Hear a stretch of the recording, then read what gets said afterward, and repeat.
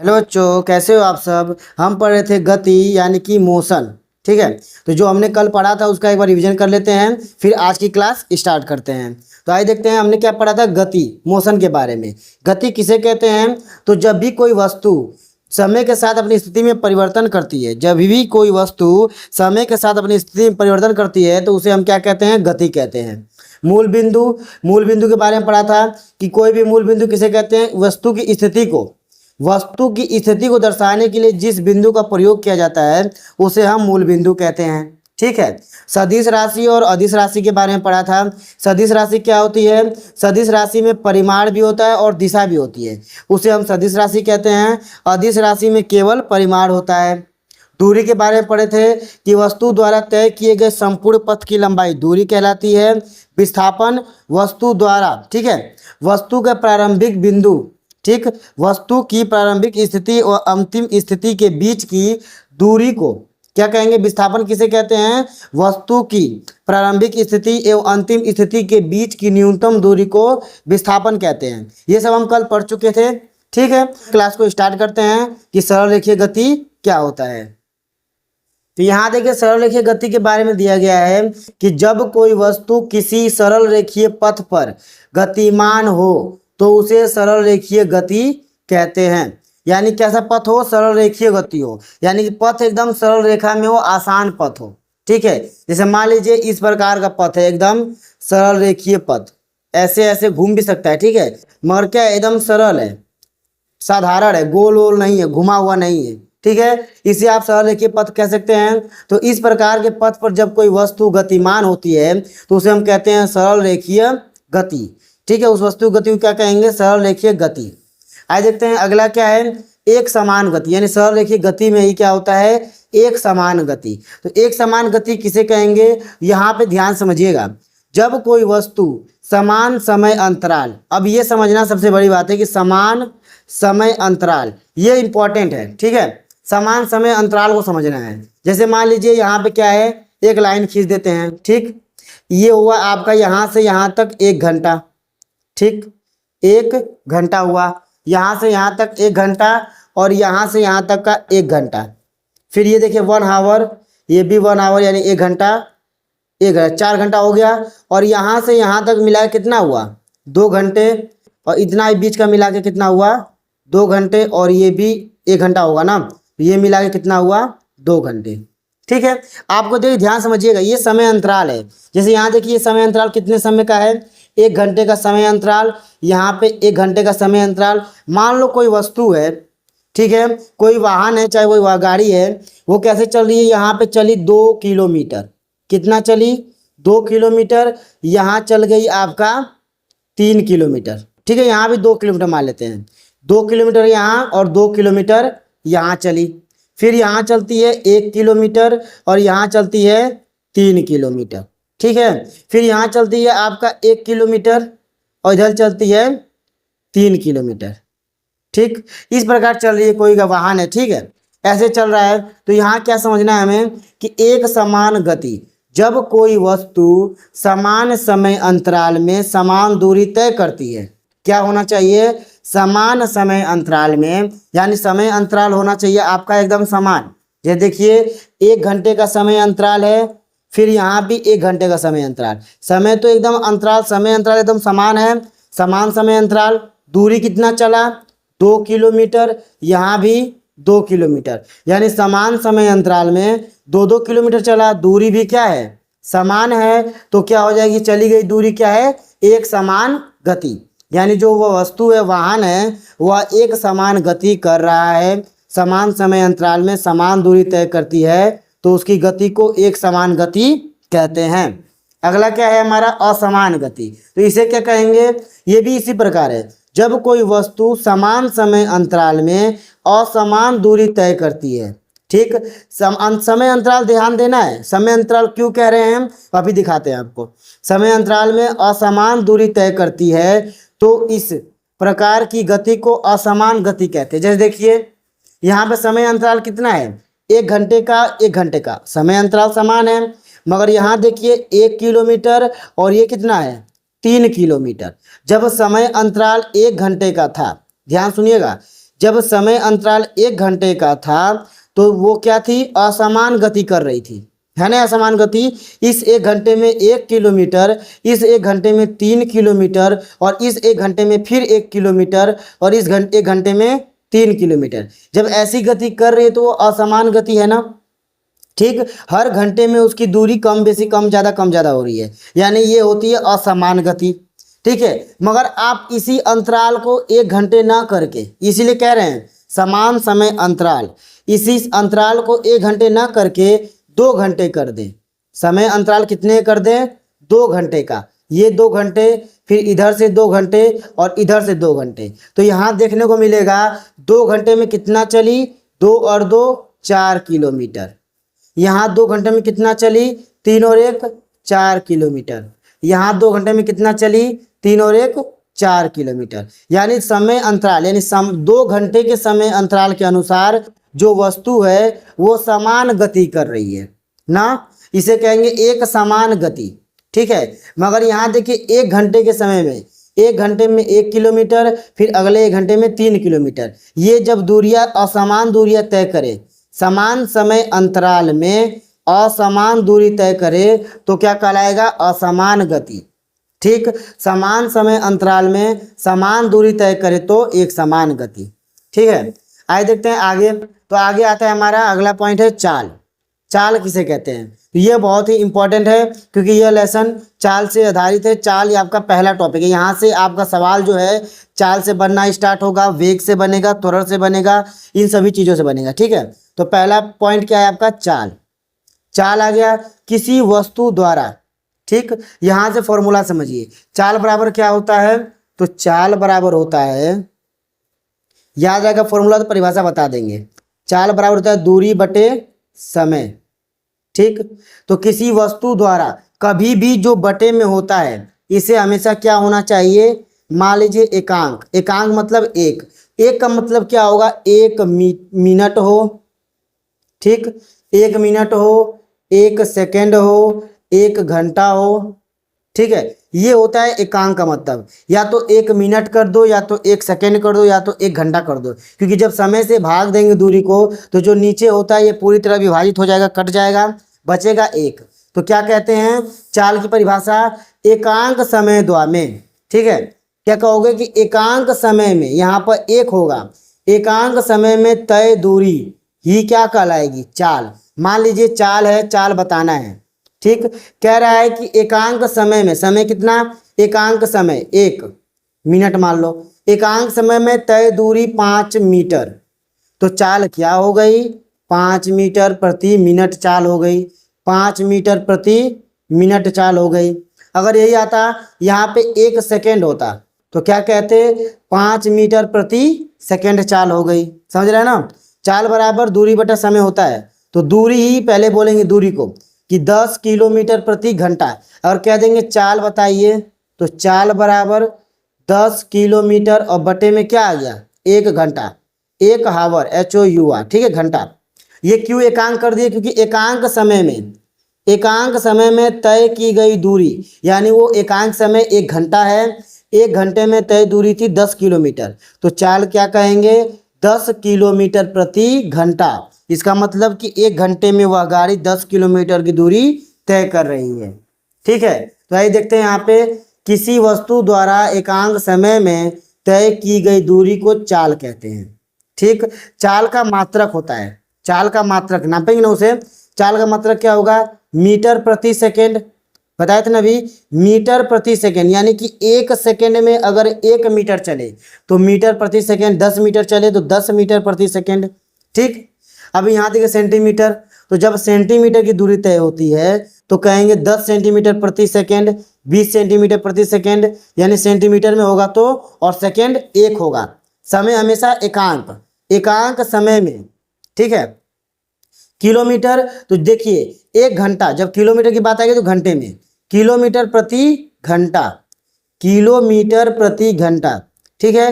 कैसे हो गया ये, किलोमीटर प्रति घंटा, यानी 1 घंटे में कितना किलोमीटर चलेगी वो बताना है, तो 1 घंटे में 10 किलोमीटर चलेगी तो होगा 10 किलोमीटर प्रति घंटा। अगला देखिए, चाल एक अदिश राशि होती है, ठीक है। चाल को दिशा की जरूरत नहीं होती है, चाल क्या है, एक अदिश राशि है। ठीक है, चाल एक अदिश राशि है, इसे दिशा की कोई आवश्यकता नहीं है। यहाँ देखिए, यह एक अदिश राशि है और यह जो है सदा धनात्मक होती है। चाल हमेशा क्या होगी, धनात्मक होगी। ठीक है, चाल हमेशा धनात्मक होती है। आगे देखिए औसत चाल। औसत चाल किसे कहेंगे हम, तो जब भी कोई वस्तु, ठीक है, औसत चाल मतलब जो शुरू की चाल है अंतिम की चाल जोड़िए, 2 से भाग दे दीजिए, ये भी हो सकता है। या फिर तय की गई कुल दूरी, क्या लिखा है, वस्तु द्वारा, देखिए चाल की परिभाषा क्या है, दूरी बटा समय, एकांक समय में तय की गई दूरी, मगर यहाँ पे औसत चाल की बात होगी। तो औसत चाल में क्या होगा, वस्तु द्वारा तय की गई कुल दूरी, जितनी भी दूरी तय करेगी वो वस्तु, यानी कि चली पहले 10 किलोमीटर, फिर 15 किलोमीटर, फिर 20 किलोमीटर, कुल दूरी। तो वस्तु द्वारा तय की गई कुल दूरी को कुल समय अवधि से भाग देने पर औसत चाल प्राप्त होता है। निकाल लें। जैसे देखिए, मान लीजिए कोई गाड़ी है, वाहन है, ठीक, 1 घंटे में कितना चली, 15 किलोमीटर। ठीक है, फिर 2 घंटे में कितना चली, 2 घंटे में चल गई वो 10 किलोमीटर, बाजार होगा, भीड़ भाड़ होगा, ठीक है, कम चली। फिर 3 घंटे में कितना चली वो, 3 घंटे में चल गई वो 50 किलोमीटर। ठीक, अब देखिए हम क्या करेंगे, मान लीजिए अगले 1 घंटे में कितना चली वो, 5 किलोमीटर। ठीक है, इस प्रकार वो वाहन चल रहा है, 1 घंटे में 15 किलोमीटर, 2 घंटे में 10 किलोमीटर, अगले 2 घंटे में 10 किलोमीटर, फिर अगले 3 घंटे में वो चला 50 किलोमीटर और अगले 1 घंटे में 5 किलोमीटर। ठीक है, यानी कुल कितना चला, 1 घंटा, फिर 2 घंटा, ठीक है, फिर चला हुआ 3 घंटा, ठीक है, 3 घंटे के बाद फिर चल गया 1 घंटा, इतना चला। तो जाए कितनी दूरी तय किया, वो सबको जोड़ेंगे, 15 5 20, 20 10 30 50 80, यानी कुल दूरी कितनी हो गई उसकी, 80 किलोमीटर। कुल दूरी बटे में कुल समय कितना लिया, 3 4 5 6 और 7, यानी कि 7 घंटा समय लिया। 7 से भाग दे देंगे, क्या करेंगे, 7 से भाग दे देंगे। या फिर इसको मान लीजिए अभी यहाँ पर सॉल्व करने के लिए 4 घंटे में तय किया 50 किलोमीटर, तो इसे मान लेंगे, जब 4 मानेंगे तो ये कुल हो जाएगा कितना, 8 घंटा। तो आपका जो औसत चाल आएगा 8 से कटा देंगे, क्या करेंगे, कुल दूरी बटा कुल समय, जब भाग देंगे तो कितना आ जाएगा, 10 किलोमीटर प्रति घंटा, क्योंकि नीचे 8 पूरा कट गया, सिर्फ घंटा बचा, यानी कि एवरेज उसकी जो चाल है वह है 10 किलोमीटर प्रति घंटे की चाल है। ठीक है, इस प्रकार हम निकालते हैं औसत चाल। देखिए फॉर्मूला भी आपका, औसत चाल बराबर वस्तु द्वारा तय की गई कुल दूरी को कुल समय अवधि से भाग देने पर औसत चाल प्राप्त होता है। ठीक, औसत चाल बराबर तय की गई कुल दूरी बटा लिया गया कुल समय। आइए देखते हैं आगे के हेडिंग को। तो अब देखिए जो अगला पॉइंट है वो क्या है, वेग है। वेग मतलब इसे हम इंग्लिश में वेलोसिटी कहते हैं। ठीक है, वेग, चाल और वेग में अंतर क्या होता है वो समझ लीजिए। ठीक है, चाल और वेग में क्या अंतर होता है, तो जो वेग होता है ना, चाल हमेशा दूरी पर निर्भर करता है। किस पर, जो चाल रहेगा वह दूरी, देखिए चाल बराबर क्या होता है, चाल बराबर होगा दूरी बटा समय। चाल बराबर होगा हमारा दूरी बटा समय। ठीक, चाल बराबर दूरी बटा समय, मगर वेग बराबर क्या होता है कि वेग बराबर होता है विस्थापन बटा समय। क्या होगा, विस्थापन बटा समय। अब देखिए हमने दूरी और विस्थापन के बारे में पढ़ा था ना, तो जिस प्रकार दूरी होता है उसी प्रकार, देखिए जिस प्रकार दूरी होगा उस प्रकार चाल, जिस प्रकार विस्थापन होगा उस प्रकार वेग। कैसे, दूरी हमेशा धनात्मक होता है, चाल हमेशा धनात्मक होगा। दूरी अदिश राशि है बिना दिशा की, चाल भी अदिश राशि है बिना दिशा की। दूरी शून्य नहीं होती है, चाल भी शून्य नहीं, चलती हुई गाड़ी की चाल कभी शून्य नहीं होगी। ठीक है, अब विस्थापन की बारी। देखिए विस्थापन शून्य हो जाएगा, वेग भी शून्य हो जाता है। विस्थापन शून्य हो सकता है, वेग भी शून्य हो सकता है। विस्थापन सदिश राशि है, दिशा के साथ लेते हैं इसको, तो ये भी सदिश राशि है। विस्थापन ऋणात्मक भी होता है, माइनस में भी, वेग भी माइनस में हो जाएगा। ठीक है, विस्थापन दूरी के बराबर हो सकता है और दूरी से कम हो सकता है। वेग भी चाल से बराबर हो सकता है और चाल से हमेशा कम रहेगा। चाल, देखिए दूरी क्या होता है, विस्थापन से हमेशा ज़्यादा, ध्यान सुनिए, कंपेयर, दूरी विस्थापन से सदैव अधिक और बराबर हो सकता है। उसी तरह चाल वेग से हमेशा अधिक और बराबर हो सकता है। ठीक, इस प्रकार क्या, चाल दूरी जान गए तो चाल को समझ लेंगे। जो जो दूरी पर काम करेगा वो अदिश राशि, सदिश राशि, शून्य, वो चाल पे काम करेगा। वही विस्थापन के लिए और वेग के लिए है। ठीक है, विस्थापन से बना वेग और दूरी से बना चाल, ये याद रखिएगा हमेशा माइंड में। आइए देखते हैं वेग को। तो वेग में क्या लिया गया है कि एकांक समय में किया गया विस्थापन, एकांक समय में, वही था ना परिभाषा, वेग बराबर विस्थापन बटा समय। ठीक है, तो एकांक समय में किया गया विस्थापन वेग कहलाता है।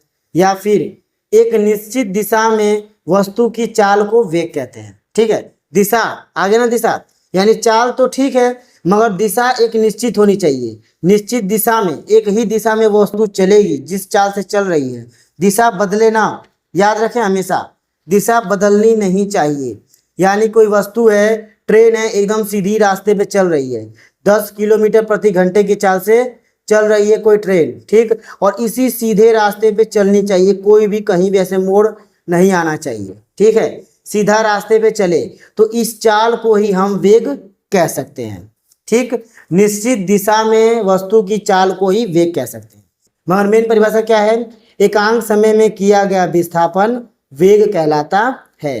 यह एक सदिश राशि है, जो भी बताया, विस्थापन सदिश है, विस्थापन सदिश है, तो ये भी एक सदिश राशि होगी। ठीक, अब देखिए वेग के प्रकार। पहला प्रकार क्या है कि एक समान वेग। एक समान वेग अभी हमने पढ़ा था, एक समान चाल। जब कोई वस्तु, देखिए एक समान वेग में क्या है, जब कोई वस्तु समान समय अंतराल में समान विस्थापित होती है। ठीक है, यहाँ क्या है, विस्थापित होती है। अगर वही यहाँ पे चाल था तो जब कोई वस्तु समान समय अंतराल में समान दूरियां तय करती है तो एक समान चाल कहते हैं। मगर जब कोई वस्तु समान समय अंतराल में समान विस्थापित होती है तो वस्तु के वेग को एक समान वेग कहते हैं। यानी कि जब क्या हो, समान समय अंतराल में समान विस्थापित होगी। अभी हमने बताया था ना किस प्रकार समान चाल से समान दूरी तय कर रही थी, वैसे यहाँ क्या होगा, समान विस्थापित होगी तो वह वस्तु एक समान वेग में कहाएगी। ठीक है, अब देखिए अगला क्या है, असमान वेग। असमान वेग जस्ट इसका उल्टा। जैसे कि जब कोई वस्तु समान समय अंतराल में असमान विस्थापित होती है तो वस्तु के वेग को असमान वेग कहते हैं। सेम एकदम वैसा ही है, जब कोई वस्तु समान समय अंतराल हमेशा समान रहेगा, समान समय अंतराल में असमान विस्थापित हो तो असमान वेग, समान समय अंतराल में समान विस्थापित हो तो एक समान वेग, समान समय अंतराल में समान दूरी तय करे तो एक समान चाल, असमान समय अंतराल में असमान दूरी तय करे तो असमान चाल। दूरी के लिए चाल और विस्थापित के लिए वेग, ये याद रखिएगा हमेशा। ठीक है, अब देखिए औसत वेग। तो औसत वेग के दो फॉर्मूले होते हैं। जैसे देखिए औसत वेग किसे कहेंगे, जिस प्रकार औसत चाल था तय की गई कुल दूरी बटा में कुल समय, उसी प्रकार ये औसत वेग होता है कि किसी वस्तु द्वारा तय किए गए कुल विस्थापन, ठीक, कुल विस्थापन तथा वस्तु द्वारा लिए गए कुल समय के अनुपात को औसत वेग कहते हैं। क्या कहते हैं, औसत वेग किसे कहेंगे, किसी वस्तु द्वारा तय किए गए कुल विस्थापन तथा वस्तु द्वारा लिए गए कुल समय के अनुपात को औसत वेग कहेंगे। इसके फॉर्मूला होते हैं जैसे कि औसत वेग, वेग को इंग्लिश में याद रखिएगा वेलोसिटी कहते हैं, वेलोसिटी। ठीक है, औसत वेग बराबर वस्तु का कुल विस्थापन, कुल विस्थापन टोटल जितना विस्थापन है सब, बटे में लिया गया कुल समय, जितना कुल समय था वो ले लिए। ये आपका फॉर्मूला, ठीक है, औसत वेग का फॉर्मूला, इसी का उपयोग होता है ज़्यादातर। अब देखिए औसत वेग का एक और फॉर्मूला है प्रारंभिक वेग। ठीक है, दूसरा फॉर्मूला क्या है, प्रारंभिक वेग यानी शुरू का वेग निकाल लो, प्रारंभिक वेग शुरू का वेग निकाल लिए, और फिर अंतिम वेग अंत का वेग निकाल लिए। दोनों को जोड़ के 2 से भाग, ये भी क्या होता है, ये भी औसत ही होता है। 2 से भाग देना क्या होगा, औसत निकाल लिया हम, शुरू का और लास्ट का जोड़ के 2 से भाग दे दिए, औसत आ गया। ये देखिए क्या है, v मतलब वेलोसिटी यानी वेग, ये क्या है u मतलब कि फर्स्ट वेग यानी प्रारंभिक वेग को हम u से दिखाते हैं और अंतिम वेग को v से। याद रखिएगा, प्रारंभिक वेग शुरू के वेग को u से और अंतिम वेग को v से। और बटे में 2, इसका आधा, ठीक है, उसे हम कहेंगे औसत वेग। यहाँ देखिए अगले पॉइंट में क्या है कि चाल और वेग में अंतर, यानी हमें यहाँ पर चाल और वेग में अंतर को समझना है। तो अभी हमने चाल के बारे में भी पढ़ लिया और वेग के बारे में भी पढ़ लिया अलग अलग। अब दोनों को एक साथ देखते हैं कि दोनों में अंतर क्या है। कभी भी कुछ याद करना हो तो कॉमन इसी तरह अंतर के हिसाब से याद करेंगे तो आपको अच्छे से याद हो जाएगा, ठीक है। यहाँ देखिए चाल क्या है, यह एकांक समय में, ठीक है, चाल को बताए थे ना, एकांक समय में वस्तु द्वारा तय की गई दूरी है। एकांक समय में वस्तु द्वारा तय की गई दूरी है जिसे हम चाल कहते हैं। एकांक समय में वस्तु द्वारा तय विस्थापन है जिसे वेग कहते हैं, विस्थापन है जिसे वेग कहते हैं, ठीक। अगला चाल होती है अदिश राशि, क्योंकि दूरी अदिश है तो चाल भी अदिश राशि। यह देखिए यह सदिश राशि। वेग होता है सदिश राशि, क्योंकि विस्थापन सदिश है इसलिए वेग भी सदिश हो गया। अगला देखिए किसी गतिमान वस्तु का औसत चाल शून्य नहीं हो सकता। किसी भी गतिमान वस्तु का औसत चाल शून्य नहीं हो सकता, क्योंकि दूरी भी शून्य नहीं हो सकती, ठीक है। उसी प्रकार विस्थापन वाले में देखिए वेग में किसी गतिमान वस्तु का औसत वेग शून्य हो सकता है, क्योंकि विस्थापन भी शून्य हो जाता है। बस आप विस्थापन और दूरी से चाल वेग को पूरी तरह अंतर बता सकते हैं, ठीक है।